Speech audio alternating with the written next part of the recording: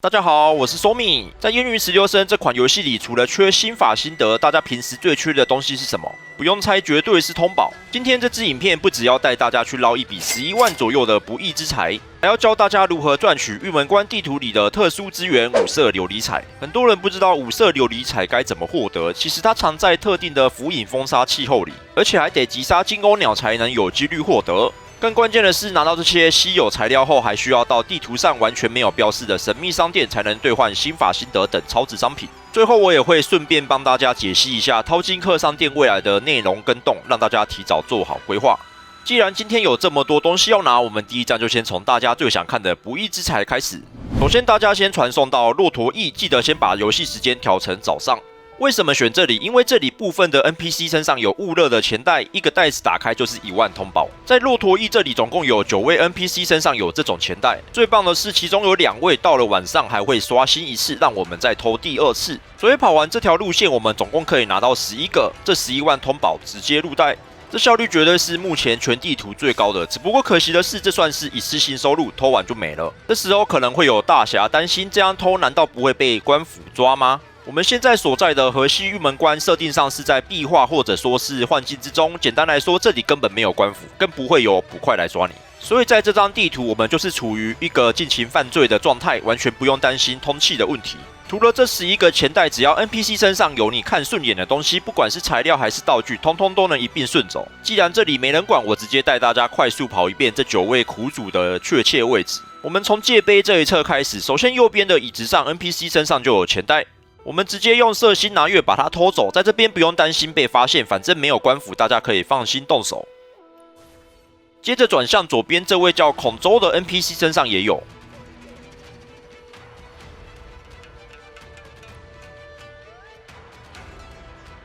拿完再往左边走，骆驼旁边有一个老人跟一个小孩，他们身上各有一个钱袋。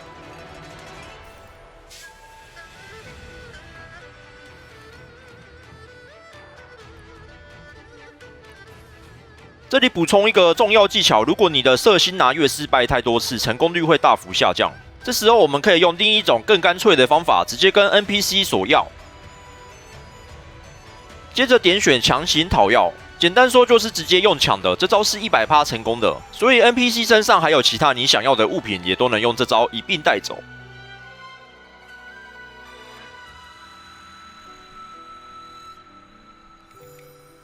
接着我们往旁边的房区方向走，找到殷之韵这个 NPC 身上也有一个钱袋。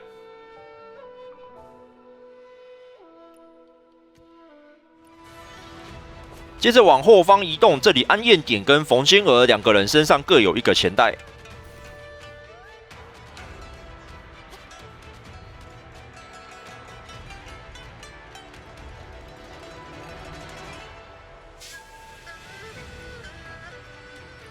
这里如果色心拿月再冷却，我们可以用强行索要来节省时间。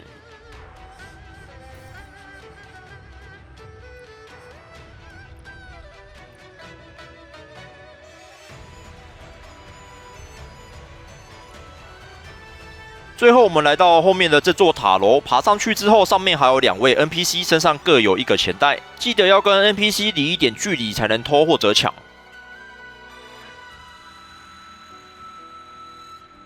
塔楼上的拿完后，大家身上总共会有9个钱袋。接着把游戏时间切换到晚上，回到村庄中间，我们要找到这2位苦主安燕典跟殷之韵。这2位 NPC 到了晚上会刷新一次，可以让我们再拿第2次钱袋。如果从塔楼这边的方向来看，安燕典是在左侧，殷之韵是在右侧的桌子那边。这样整圈跑下来，总共会获得11个钱袋，也就是11万通宝。不过还是要再次提醒大家，这11万是一次性的收入，拿完就没有了，并不是每天都能来刷。偷完安燕典，接着前往桌子旁边找到殷之韵，把最后一个钱袋也拿到手。拿完钱后，接下来我们要讲这部影片的另一个重点——五色琉璃彩。这东西主要是用在神秘商人神七七这边。之所以说它是神秘商人，是因为大地图上根本没有标示。我们先传送到虎阳极，接着往回走上华沙。一路游到树旁边，你就会在树上发现这位商人。他收取的货币是五色琉璃彩，里面还有配饰染剂，最重要的是还有10本心法心得，这绝对是大家必拿的资源。那要怎么获得5色琉璃彩？首先我们需要把天气刷成浮影风沙。这边教大家一个刷天气的小撇步，先将时辰调到辰时，接着返回角色选择界面，再重新进入游戏，一直重复这个动作，直到刷出浮影风沙为止。运气好的话，几次就能成功，但运气差一点的话，可能要多试几次。我建议大家直接站在陈77这附近刷，刷成功的话，大地图会出现黄色的八角形框框，这时你看到的金欧鸟会带有残影，就代表刷成功了。刷5色琉璃彩，我会建议找朋友或百叶同仁一起，因为浮影风沙的时间只能维持到申时，时间一过，天气就会消失。5色琉璃彩一天获取的上限是100个，虽然自己打也可以，但非常费时间，一定要在申时之前打满，不然就得再重新刷一次气候。另外补充2点细节，我发现使用9重春色连射金欧鸟会导致它直接被击杀，没办法掉落额外的战利品。这里我个人比较喜欢用凌云踏搭配禁欲手跟弓箭的方法来刷，产量会比较稳定。第2点，关于击杀金欧鸟顺便获得的金欧碎片，在我们国际服目前是完全没有用的。为什么会没有用？大家还记得当初荷西还没开，官方就提早开放81等等级上限吗？如果有看过我之前的影片或 DC 贴文，应该都知道，当时有部分药品、叠音材料，甚至是现在81等的射绝材料都被替换掉了。金欧碎片原本是用在81等射绝的，但因为官方急着开等级却没开地图，导致材料做了更替，所以现在的金欧碎片跟灵镜花基本上都变成了毫无用处的垃圾。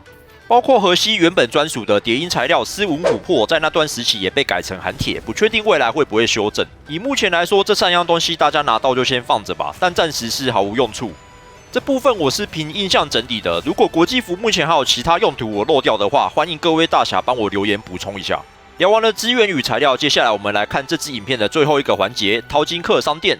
淘金客商店在城前爱界碑的旁边。目前在商店里，除了新法之外，主要就是81等的转绿石跟变音石。但随着未来装备等级开放到86等或是91等，后续对应等级的材料也会陆续加入到这个商店里。大家可以稍微看一下入服的画面作为参考，可以看到里面已经实装了81、86、91等的阶级材料。但说真的，随着未来等级上限持续开放，这些装备的汰换的速度也算是蛮快的。而且商店的定价其实并不便宜，我个人是建议，除非你当下真的很急着要冲装备，不然这笔钱我是买不太下去。好啦，那今天的影片就到这里了。从骆驼翼怎么拿那11万通宝到陈77那边换新法，还有最后淘金客商店的解析，今天的重点大概就是这些。希望这支影片能帮大家把该拿的资源都拿好拿满。如果我的影片对你有所帮助，请帮我点赞并订阅我的频道。我是 Somi， 我们下部影片见，拜拜。